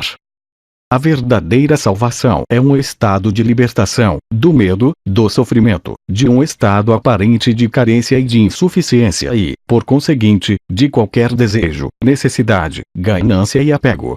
É estar livre do pensamento compulsivo, da negatividade e, acima de tudo, do passado e do futuro como necessidade psicológica. A sua mente está a dizer-lhe que você não consegue atingir os seus objetivos aqui e agora. Precisa de acontecer alguma coisa, ou você precisa de se tornar isto ou aquilo antes de se sentir livre e realizado. O que ela lhe está a dizer, de fato, é que você precisa de tempo, que precisa de encontrar, de escolher, de fazer, de realizar, de adquirir, de se tornar ou de compreender alguma coisa antes de poder ser livre ou completo. Você vê o tempo como um meio para a salvação, enquanto que na verdade ele é o maior obstáculo à salvação. Você pensa que consegue atingir os seus objetivos estando onde está e sendo quem é neste momento, porque ainda não é completo ou suficientemente bom, mas a verdade é que o aqui e agora é o único ponto a partir do qual você os consegue atingir. Você atinge os seus objetivos ao compreender que já os atingiu. Encontrará Deus no momento em que compreender que não precisa de procurar Deus. Portanto, não há um caminho único para a salvação. Qualquer condição poderá ser usada, mas não é necessária nenhuma condição particular. No entanto, só há um único ponto de acesso: o agora. Não pode haver salvação fora deste momento. Você está sozinho, sem parceiro. Entre no agora a partir daí. Tem algum relacionamento? Entre no agora a partir dele. Nada do que algum dia você possa fazer ou alcançar o aproximará mais da salvação do que este momento. Uma mente acostumada a pensar que tudo o que vale a pena se encontra no futuro poderá ter dificuldade em entender o sentido desta afirmação. Assim como nada do que você possa ter feito ou que lhe tenha sido feito no passado inibirá de dizer sim ao que há e de dirigir toda a sua atenção profundamente para o agora. Não o poderá fazer no futuro. Ou faz agora ou então não o fará nunca. Relacionamentos amor/ódio. A não ser que, e até que, você aceda à frequência consciente da presença, todos os relacionamentos, e particularmente os relacionamentos íntimos, serão profundamente imperfeitos e até mesmo disfuncionais. Poderão parecer perfeitos durante algum tempo, como por exemplo quando você está apaixonado, mas invariavelmente essa perfeição aparente será destruída à medida que começarem a ocorrer, com repetida frequência, as discussões, os conflitos, a insatisfação e a violência emocional e até mesmo física. Dir-se-ia que, na sua maioria e a curto prazo, os relacionamentos de amor se transformam em relacionamentos amor/ódio. O amor poderá então, num abrir e fechar de olhos, transformar-se em ataques selvagens, sentimentos de hostilidade e perda total do afeto. Isto é considerado normal. Então, durante algum tempo, alguns meses ou alguns anos, o relacionamento oscilará entre as polaridades amor e ódio, e dar-lhe-á tanto prazer como sofrimento. Não é raro os casais tornarem-se viciados nestes ciclos. O drama fala sentirem-se vivos. Quando se perder o equilíbrio entre as polaridades positiva e negativa e os ciclos negativos e destrutivos ocorrerem com uma frequência e uma intensidade cada vez maiores, o que mais cedo ou mais tarde acabará por acontecer, então não demorará muito até o relacionamento chegar ao fim. Você pode pensar que, se pelo menos conseguisse eliminar os ciclos negativos ou destrutivos, então tudo correria bem e o relacionamento poderia florescer muito bem, mas, infelizmente, tal não é possível. As polaridades são interdependentes. Não pode haver uma sem a outra. A positiva já contém em si a negativa de forma latente. Ambas são de fato aspectos diferentes da mesma disfunção. Estou a falar aqui daquilo a que normalmente se chama relacionamentos românticos, e não do amor verdadeiro, o qual não possui oposto porque a sua origem transcende a mente. O amor, como estado permanente, é ainda muito raro, tão raro como os seres humanos conscientes. No entanto, é possível obter vislumbres breves e fugídios sempre que se dá um hiato no caudal da mente. É evidente que o lado negativo de um relacionamento é mais facilmente reconhecido como disfuncional do que o lado positivo. E é igualmente mais fácil reconhecer a fonte da negatividade no seu parceiro do que reconhecê-la em si próprio. Pode revestir-se de muitas formas. Sentimento de posse, ciúme, repressão, introversão e ressentimento não expresso, necessidade de ter razão, insensibilidade e egoísmo, exigência e manipulação emocionais, desejo incontrolável de discutir, criticar, julgar, acusar ou atacar, ira, vingança inconsciente por sofrimentos infligidos no passado por um dos seus pais, raiva e violência física. No lado positivo, você está apaixonado pelo seu parceiro. Ao princípio, é um estado que lhe dá muitíssima satisfação. Você sente-se intensamente vivo. É como se, de repente, a sua existência fizesse sentido porque alguém precisa de si, o faz sentir especial, e você retribui da mesma maneira. Quando estão juntos, você sente-se completo. O sentimento pode tornar-se tão intenso que o resto do mundo se torna insignificante. No entanto, você poderá já ter notado que, nessa intensidade, existe alguma coisa de necessidade e de apego. Fica viciado na outra pessoa. Essa pessoa tem sobre si o efeito de uma droga. Está bem quando a droga está ao seu alcance, mas a mera possibilidade ou mesmo a hipótese de que ela poderá deixar de estar à sua disposição poderá levá-lo ao ciúme, ao sentimento de posse, a tentativas de manipulação através de chantagem emocional, a culpar e a acusar o outro, ao medo da perda. Se a outra pessoa o deixar, isso poderá dar origem a mais intensa hostilidade ou ao mais profundo sofrimento e desespero. Num instante, a ternura amorosa poderá transformar-se numa agressividade feroz ou num desgosto terrível. Onde está agora o amor? Pode o amor transformar-se no seu oposto em tão pouco tempo? E, no fundo, era amor, ou apenas um vício de avidez e apego? A dependência e a procura do estado integral. Por que razão ficaríamos nós viciados em outra pessoa? A razão pela qual uma relação de amor romântico é uma experiência tão intensa e procurada por todos nós é por dar a impressão de proporcionar uma libertação de um estado profundamente enraizado de medo, de carência e de deficiência, estado esse que faz parte da condição humana na sua situação não redimida e não iluminada. Há nele uma dimensão física, assim como uma dimensão psicológica. Ao nível físico, é óbvio que você não é completo, nem nunca o será. Você ou é homem ou é mulher, ou seja, metade de um ser completo. A este nível, o anseio pelo estado integral, o regresso à unicidade, manifesta-se como uma atração do masculino pelo feminino, como uma necessidade do homem por uma mulher, ou a necessidade de uma mulher por um homem. É um desejo quase irresistível de uma união com a polaridade oposta. A raiz desse desejo físico é um impulso espiritual. O anseio pelo fim da dualidade, o regresso ao estado integral. Ao nível físico, você só se conseguirá aproximar desse estado pela união sexual. É por isso que ela é a experiência mais profunda de satisfação que o domínio físico lhe pode oferecer. Mas a união sexual não passa de um vislumbre fugaz do estado integral, um instante de êxtase. Enquanto você procurar a relação sexual, inconscientemente, como meio de salvação, estará a procurar o fim da dualidade ao nível da forma, onde ele não se encontra. É-lhe dado um vislumbre tentador do paraíso, mas não lhe é permitido permanecer nele, e você encontra-se novamente num corpo separado. Ao nível psicológico, a sensação de carência e de deficiência é ainda maior do que ao nível físico. Enquanto você se identificar com a mente, terá uma sensação de identidade com origem no exterior de si próprio. Ou seja, a sua sensação de identidade deriva de coisas que, em última análise, nada tem a ver com quem você é. A sua posição social, os seus bens, a sua aparência exterior, os seus sucessos e insucessos, as suas convicções, etc. Esse falso eu construído pela mente, o ego, sente-se vulnerável, inseguro, e anda sempre à procura de coisas novas com as quais se identificar a fim de ter a sensação de que existe. Mas nunca nada é suficiente para lhe dar uma satisfação duradoura. O seu medo permanece. A sua sensação de carência permanece. E é então que surge aquele relacionamento especial.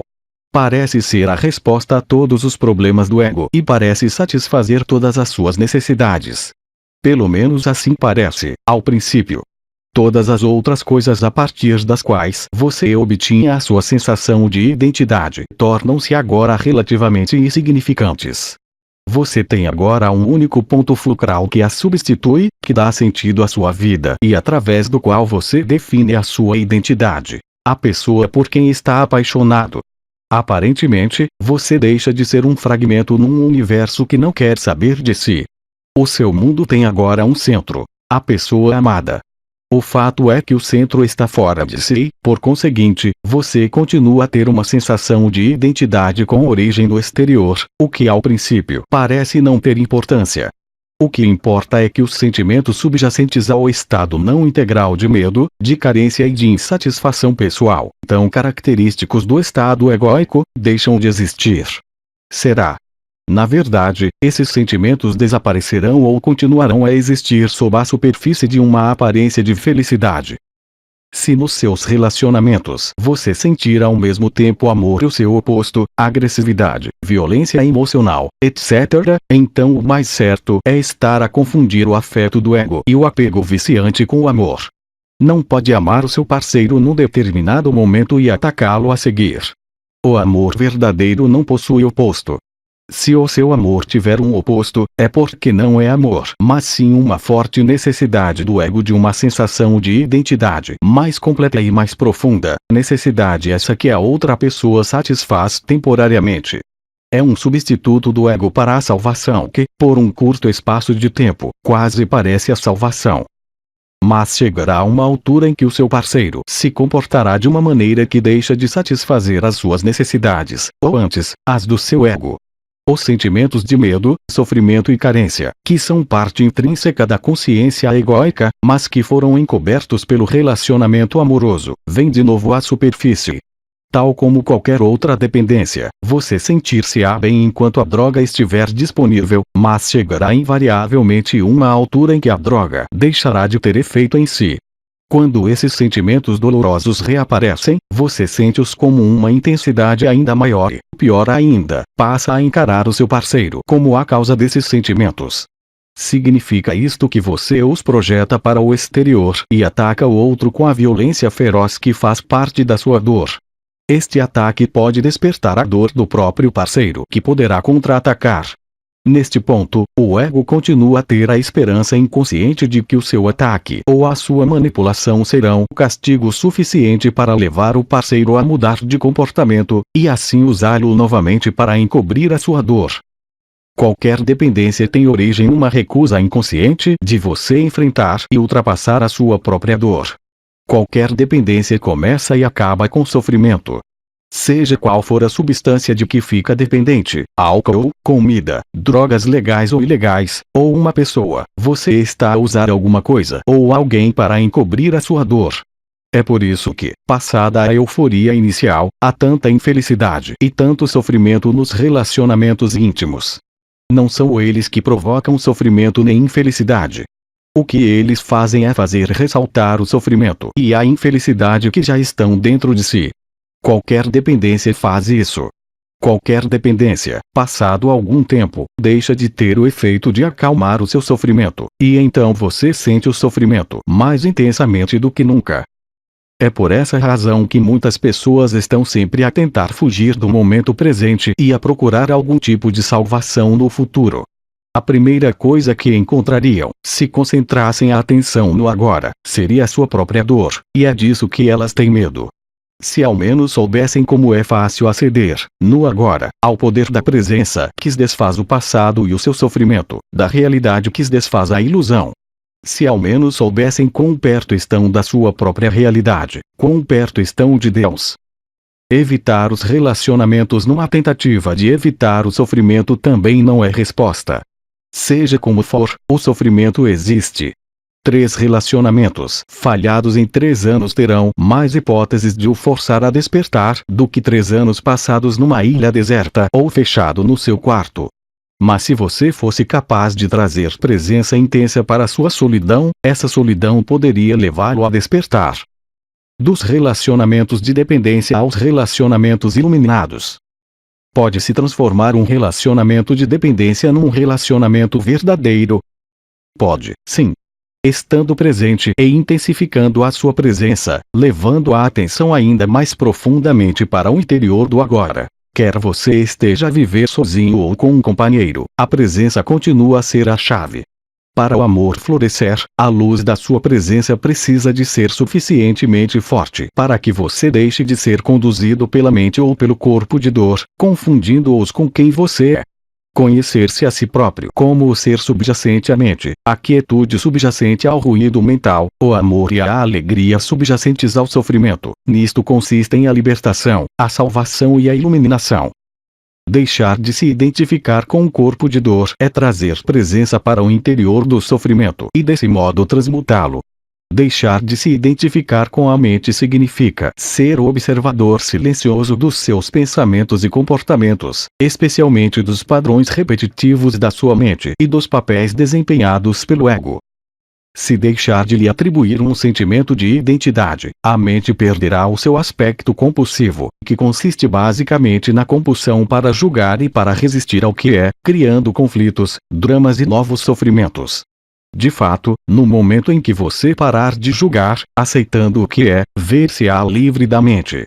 Terá espaço para o amor, para a alegria, para a paz. Primeiro, deixará de se julgar a si próprio. Depois, deixará de julgar o seu parceiro. O maior catalisador da mudança, num relacionamento, é a aceitação total do parceiro tal como ele é, sem necessidade de o julgar ou de o mudar seja de que maneira for. Isso levá-lo-á imediatamente a transcender o ego. Acabarão então todas as manipulações e todos os apegos que causam dependência. Deixará de haver vítimas e agressores, acusadores e acusados. Será igualmente o fim de toda a codependência, de se ficar preso no padrão inconsciente da outra pessoa, permitindo que ele se perpetue. Então ambos poderão ou separar-se, com amor, ou entrar juntos, ainda mais profundamente, no agora, no ser.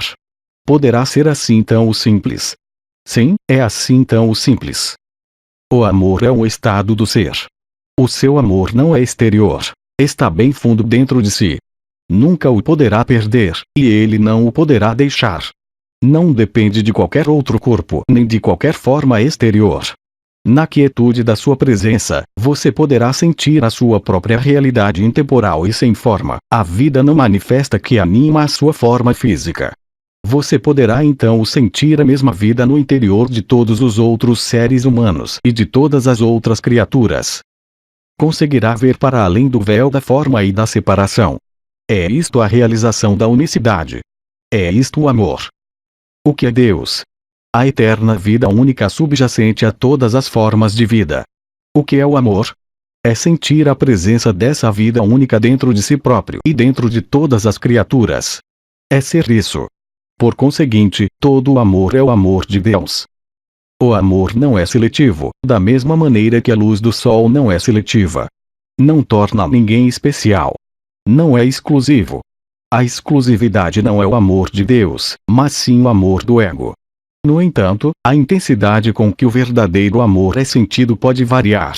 Poderá haver uma pessoa que lhe dê o reflexo do seu amor mais claramente e mais intensamente do que outras e, se essa pessoa sentir a mesma coisa por si, poderá dizer-se que você se encontra num relacionamento de amor com ela.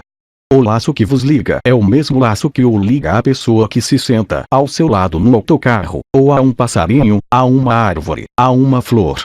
Só difere o grau da intensidade com que é sentido. Mesmo num relacionamento que cause outro tipo de dependência, poderá haver momentos em que se manifeste alguma coisa mais real, alguma coisa que transcenda as necessidades mútuas de dependência. São momentos em que a sua mente e a do seu companheiro esmorecem por breves instantes e o corpo de dor regressa temporariamente ao seu estado latente. Poderá acontecer por vezes durante a intimidade física, ou quando ambos testemunham um milagre do nascimento, ou na presença da morte, ou quando um está gravemente doente, qualquer coisa que deixe a mente impotente.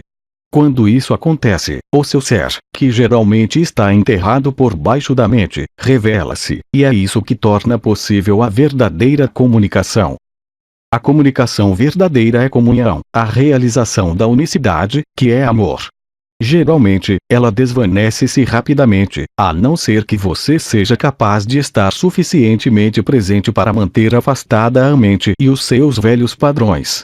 Assim que a mente e a identificação com a mente voltarem a tomar conta de si, deixará de ser e passará a ser uma imagem mental de si próprio, voltando a fazer jogos e a representar papéis a fim de satisfazer as necessidades do seu ego.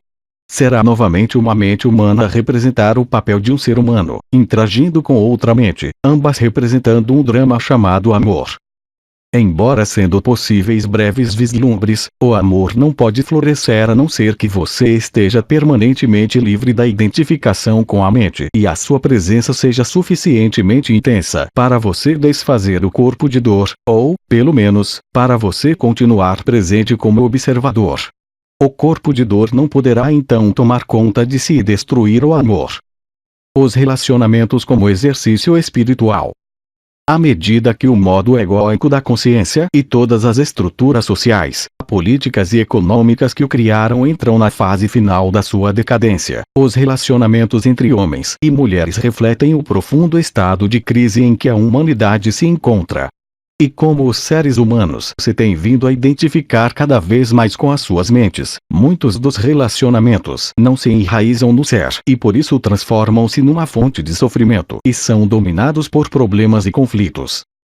Há atualmente milhões de pessoas que vivem sozinhas ou são pais solteiros, incapazes de estabelecerem um relacionamento íntimo ou não querendo repetir o drama de relacionamentos anteriores. Outros andam de relacionamento em relacionamento, passando de um ciclo de prazer e dor para outro, à procura da realização pessoal, que lhes escapa sempre, através de uma união com a energia de polaridade oposta. Outros ainda chegam a um compromisso e continuam juntos num relacionamento disfuncional em que prevalece a negatividade, por causa dos filhos ou da segurança, por força do hábito, por medo de ficarem sós, ou por qualquer outra razão mutuamente benéfica, ou mesmo devido a uma dependência inconsciente da excitação do drama e do sofrimento emocionais. Não obstante, qualquer crise representa não apenas um perigo, mas também uma oportunidade. Se os relacionamentos incutem energia à mente egóica, fortalecem os seus padrões e ativam o corpo de dor, como acontece nessa altura, por que não aceitar esse facto em vez de tentar escapar-lhe? Por que não cooperar com ele em vez de evitar os relacionamentos e continuar a perseguir o fantasma de um parceiro ideal como resposta aos seus problemas e como um meio de se sentir realizado? A oportunidade que se esconde dentro de cada crise não se manifesta antes de todos os fatos de uma dada situação serem reconhecidos e plenamente aceites.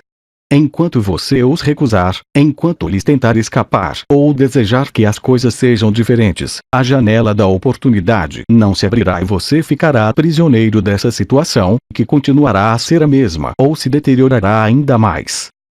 O reconhecimento e a aceitação dos fatos trazem consigo um certo grau de libertação dos próprios fatos.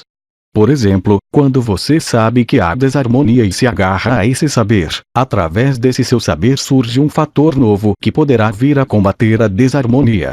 Quando você sabe que não está em paz, esse seu saber cria um espaço de quietude que rodeia a sua ausência de paz num abraço de amor e ternura e depois a transmuta em paz.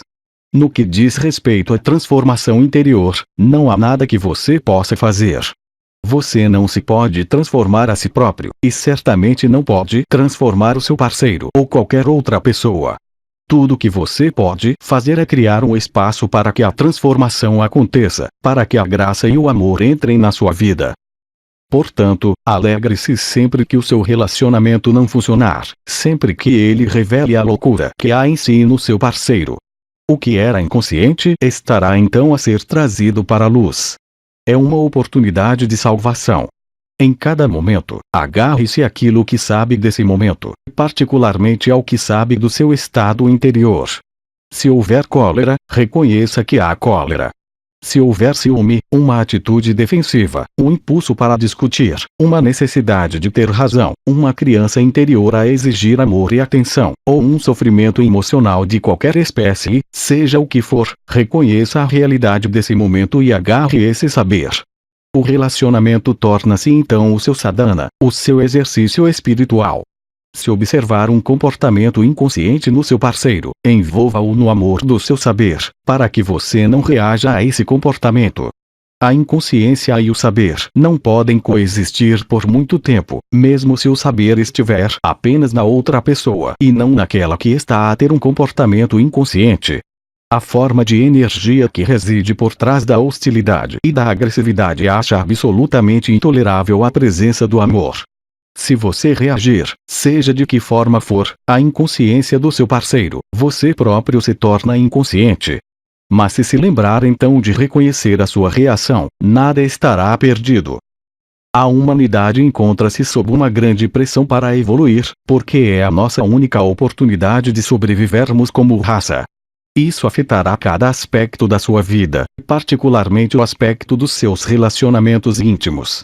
Nunca os relacionamentos foram tão cheios de problemas e de conflitos como agora. Como você terá já provavelmente notado, eles não existem para o fazerem sentir-se feliz ou realizado. Se você continuar a perseguir a salvação através de um relacionamento, ficará desiludido vezes sem conta. Mas se aceitar que o relacionamento existe para o tornar consciente em vez de feliz, então o relacionamento oferecer-lhe a salvação. E você estará a entrar em sintonia com a consciência mais elevada que está a tentar entrar neste mundo. Para aqueles que se agarram aos velhos padrões, haverá sofrimento, violência, confusão e loucura crescentes. Suponho que é necessário que ambos os parceiros se esforcem para transformar um relacionamento num exercício espiritual, como sugere. Por exemplo, o meu companheiro continua a exibir os seus velhos padrões de ciúme e repressão. Chamei-lhe a atenção muitas vezes, mas ele é incapaz de o ver. Quantas pessoas são precisas para fazer da sua vida um exercício espiritual? Não se preocupe se o seu companheiro não cooperar. O bom senso, a consciência, só poderá vir a este mundo através de si. Você não tem de esperar que o mundo se tome sensato, ou que alguém se tome consciente, para poder ser iluminado. Caso contrário, teria de esperar para sempre. Não se acusem um ao outro de serem inconscientes. No momento em que você começa a discutir, identifica-se com uma posição mental e passa a defender não só essa posição, mas também a sua sensação de eu. O ego assume o comando. Você torna-se inconsciente. Às vezes, poderá ser conveniente chamar a atenção do seu parceiro para certos aspectos do seu comportamento. Se você estiver muito atento, muito presente, poderá fazê-lo sem envolver o ego, sem culpar, acusar ou fazer o outro sentir que não tem razão. Se o seu companheiro se comportar inconscientemente, evite emitir qualquer juízo de valor. Julgar só serve para confundir o comportamento inconsciente de alguém com a pessoa que esse alguém é, ou então para projetar a sua própria inconsciência numa outra pessoa e identificá-la com isso. Evitar julgar não significa que você não reconheça a disfunção e a inconsciência quando as vê. Significa mais ser o saber do que ser a reação e o juiz. Você ficará então totalmente livre de reação, ou então reagirá e continuará a ser o saber, o espaço onde a reação é observada e onde lhe é permitido ser. Em vez de lutar contra as trevas, você fará entrar a luz. Em vez de reagir à desilusão, verá a desilusão e ao mesmo tempo olhará através dela. Ser o saber criará um espaço evidente de presença e de amor que permitirá que todas as coisas e todas as pessoas sejam tal como elas são. Não existe maior catalisador da transformação. Se você praticar isso, o seu parceiro não poderá ficar consigo e continuar a ser inconsciente. Se ambos concordarem que o relacionamento seja o vosso exercício espiritual, tanto melhor. Assim poderão exprimir um ao outro os pensamentos e sentimentos logo que esses ocorram, ou assim que surja uma reação, de forma que não se crie um hiato de tempo em que uma emoção ou uma ofensa não expressa ou não reconhecida possam ulcerar e crescer. Aprenda a exprimir aquilo que sente sem culpar ninguém. Aprenda a ouvir o seu companheiro de maneira franca e não defensiva. Dê ao seu parceiro espaço para se exprimir. Esteja presente.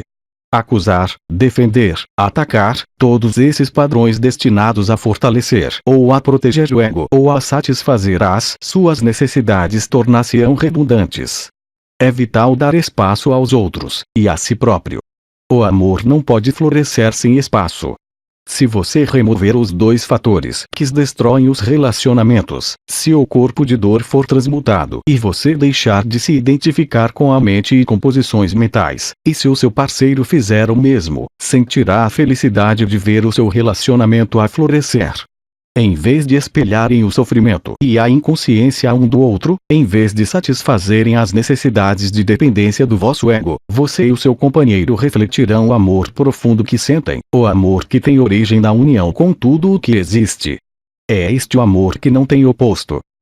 Se o seu companheiro continuar identificado com a mente e com o corpo de dor quando você já se tiver libertado, isso representará um desafio importante, não para si, mas para o seu companheiro.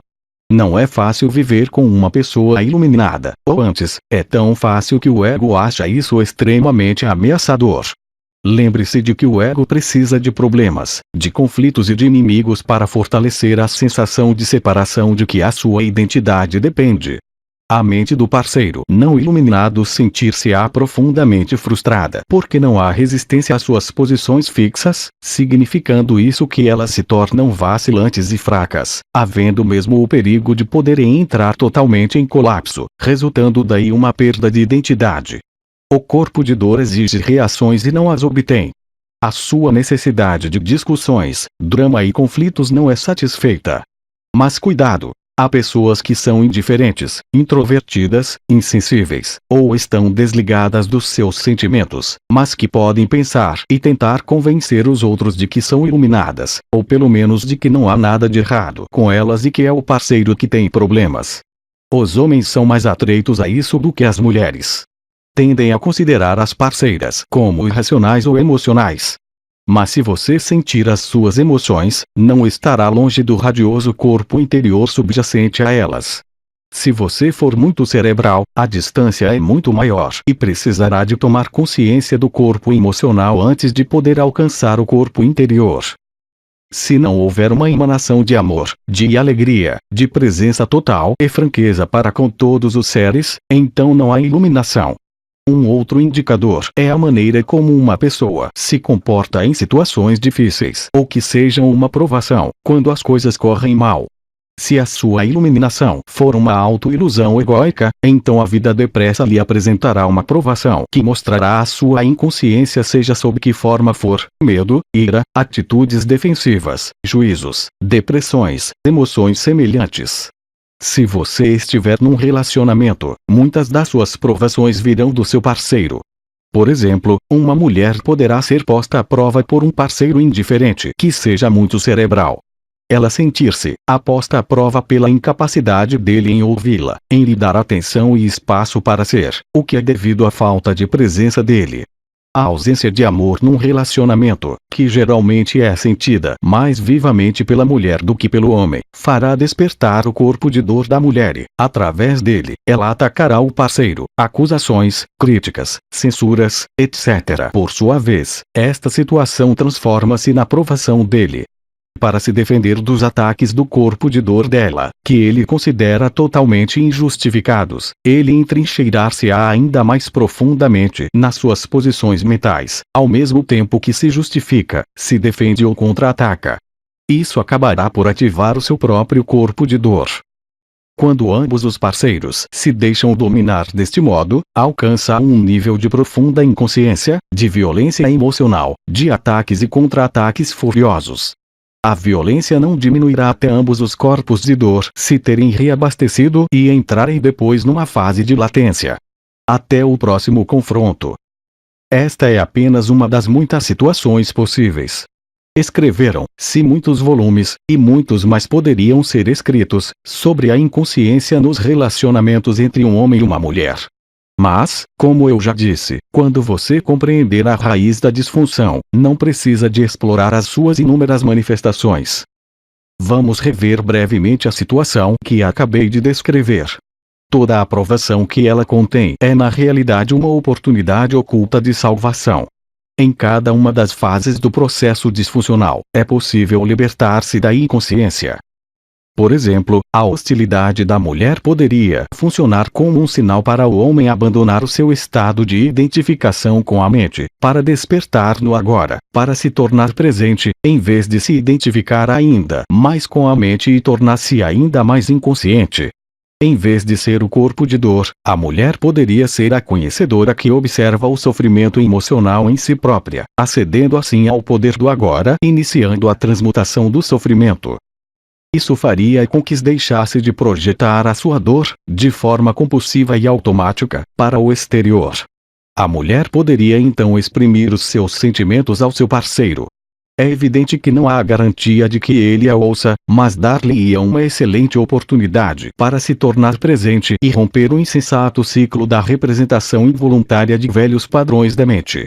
Se a mulher perder essa oportunidade, o homem poderá observar a sua própria reação mental e emocional ao sofrimento dela, a sua própria atitude defensiva, em vez de ser a reação.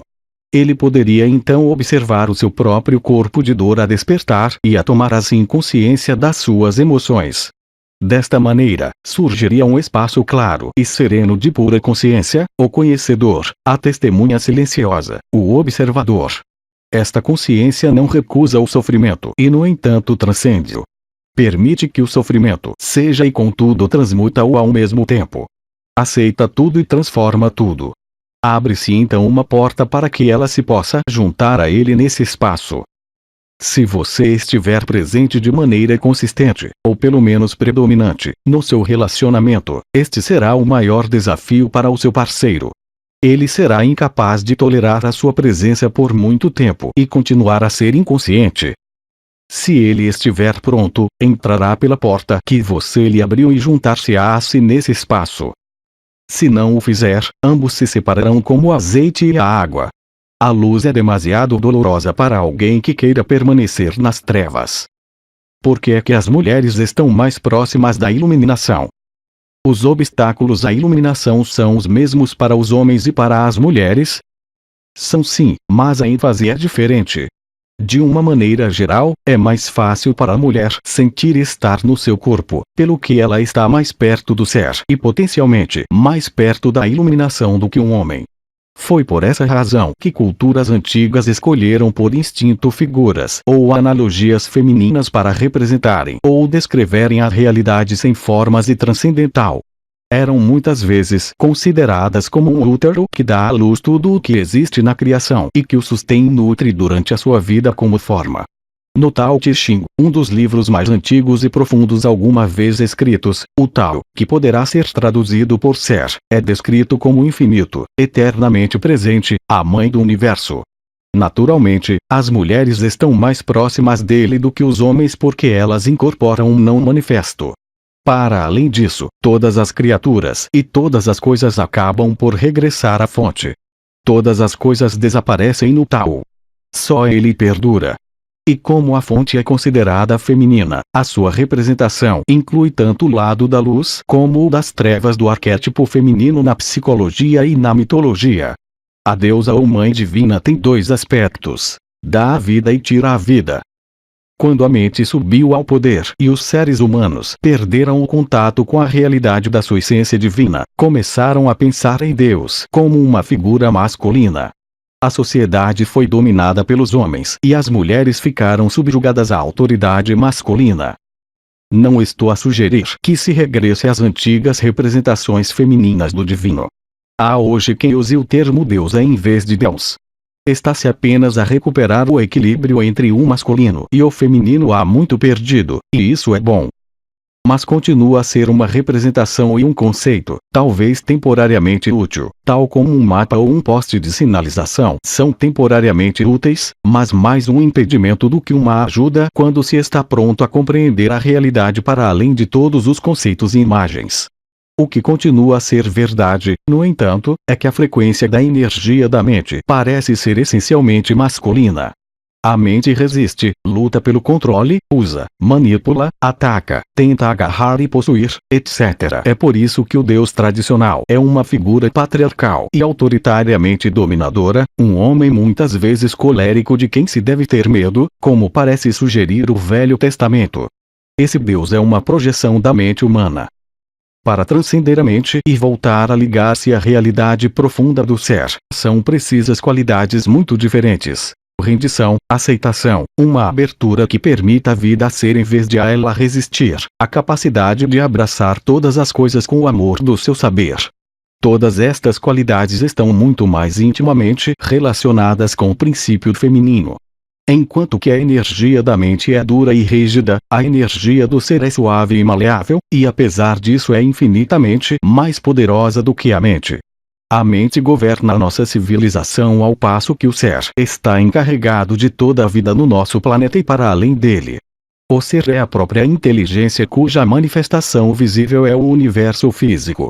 Embora as mulheres estejam potencialmente mais próximas dele, os homens também podem ter acesso a ele no interior de si próprios.